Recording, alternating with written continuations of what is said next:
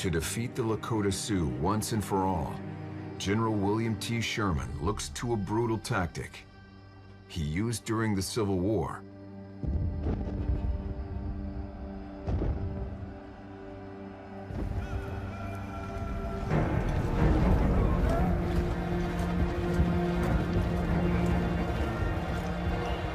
A policy called total warfare.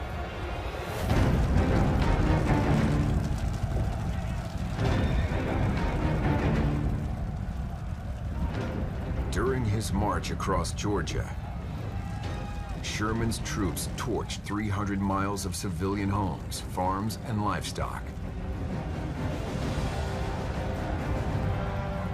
General William Tecumseh Sherman was ruthless.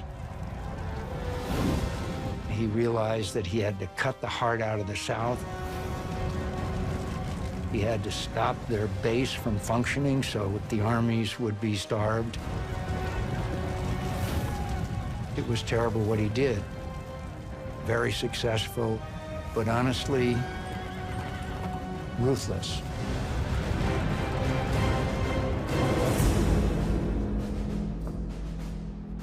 Sherman knows he can apply a similar tactic to defeat the Indians that will guarantee victory, destroying something essential to their survival: the buffalo.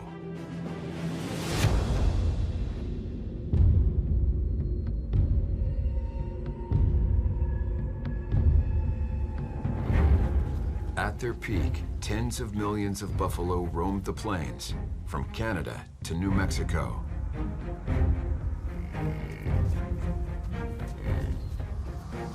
For tribes like the Lakota, the buffalo are critical to their survival.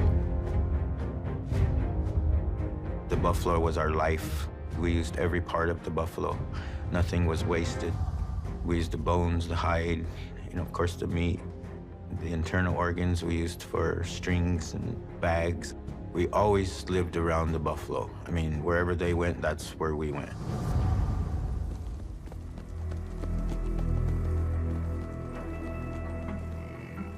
The U.S. military encourages Eastern hunters to travel west, providing them with shelter, protection, and ammunition.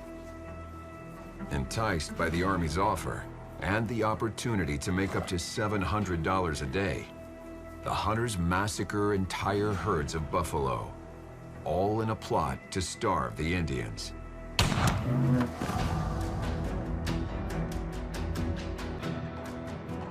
As the hunt expands, railroad companies begin to promote the buffalo's extermination, offering hunting by rail expeditions where men shoot the animals from moving trains. Some men become celebrities by the sheer number of buffalo they kill, including hunter William Cody, who takes down 4,000 buffalo in 18 months, earning the nickname Buffalo Bill.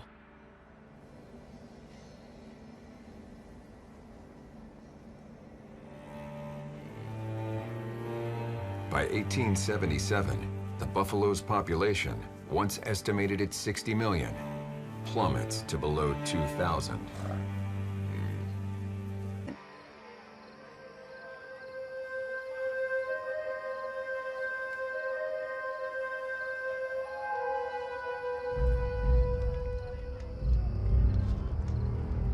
Le way wa kahijan zaptan tiape. Uchi makochi kikte. Not e tatanka. You copy. Ushichu kichata. Kikte teshni. Wasichuki. Wiana wa kahijan. Unkito aki. Uchaktepe. Te. Takue unche. Mokonche. Hikanya. Enaje pikte. Luchawo.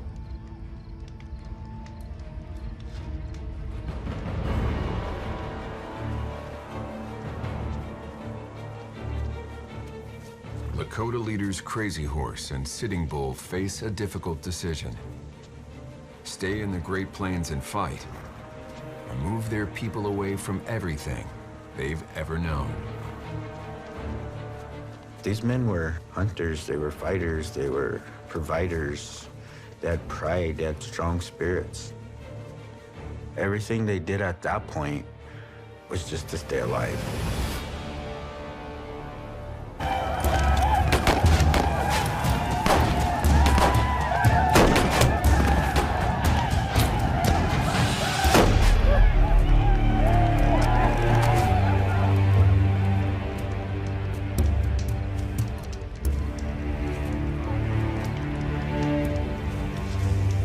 Since parting ways with Sitting Bull, Lakota warrior Crazy Horse has tried to protect his people from the flood of settlers. But after months of watching the buffalo extermination starve his people, Crazy Horse is running out of options and is forced to do something he swore he would never do.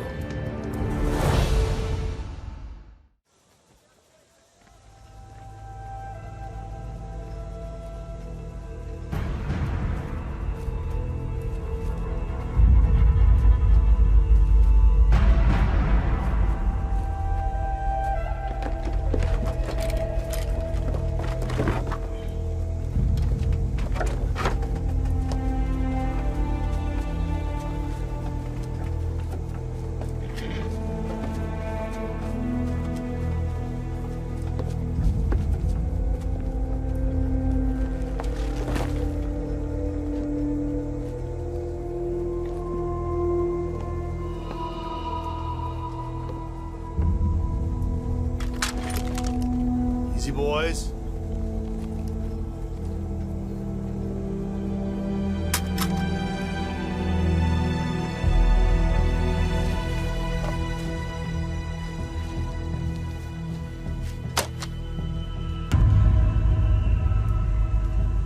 Kola, legit Khan. Na pe chi.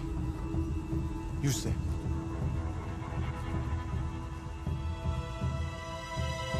On May 6, 1877, Crazy Horse, the man that led his people to victory at the Battle of Little Bighorn, surrenders, marking the end of 17 years of resistance. When Crazy Horse surrenders, I really believe everyone knew that was the end. But the reality is, if he didn't do that, most of us wouldn't be here. We would have died fighting instead of going to the reservation.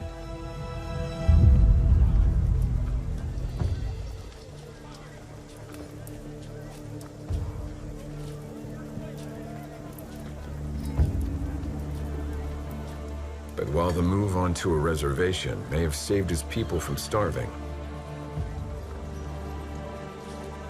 Crazy Horse is beginning to realize that it's doing something far worse.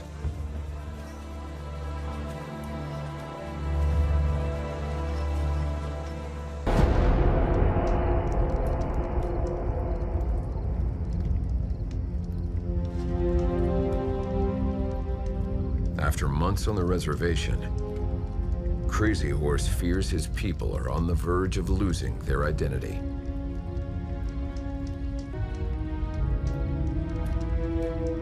Now the proud Lakota warrior knows he needs to stand up for his people once again.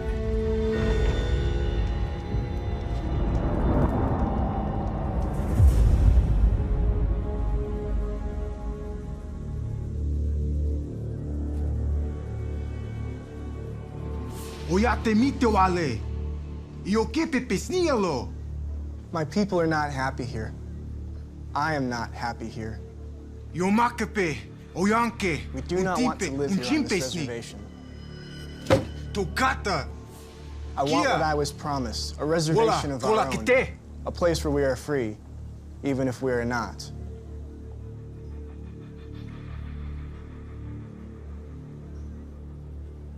Life on the reservation is not what you're accustomed to. Give it time. I think you'll become quite fond of it. Tashunka Witkoashte, Tashunka with Kurwashte.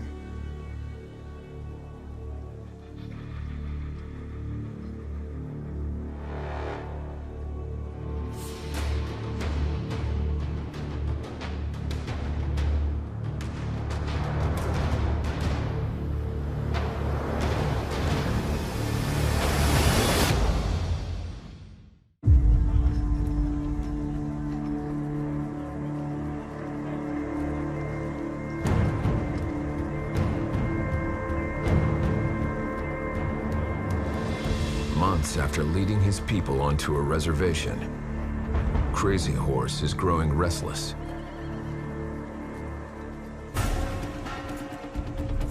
But since pleading his case to U.S. authorities, the military now fears the Lakota warrior could incite an Indian uprising. The U.S. was incredibly scared about Crazy Horse.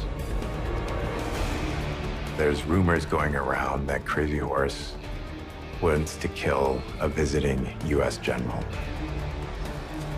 And U.S. authorities are forever concerned about these rumors of Indian outbreaks.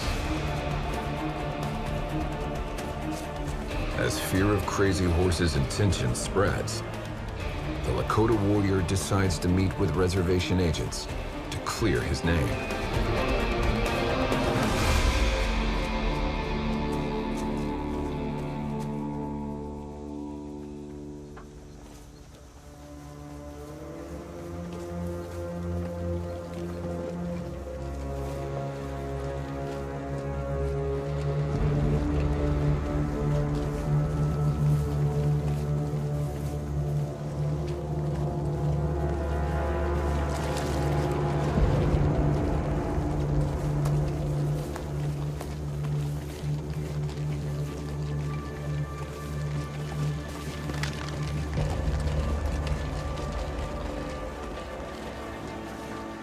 Crazy Horse thinks he's going to a meeting with some U.S. officials.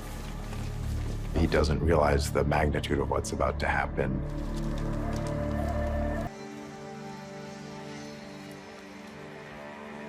On September 5th, 1877, Crazy Horse, the man who fought his entire life to protect his people and won battle after battle against the United States Army, is killed. His death, I think we all died that day, really. One of the things that's most fascinating about Crazy Horse and his legacy is simply the fact that of all the many Native leaders across American history, he's one of the few people that most non-Indians have heard about. I think that he's seen today as a symbol of courageous resistance to the U.S. government, and he is in many respects. And I think that's one reason that makes him so powerful.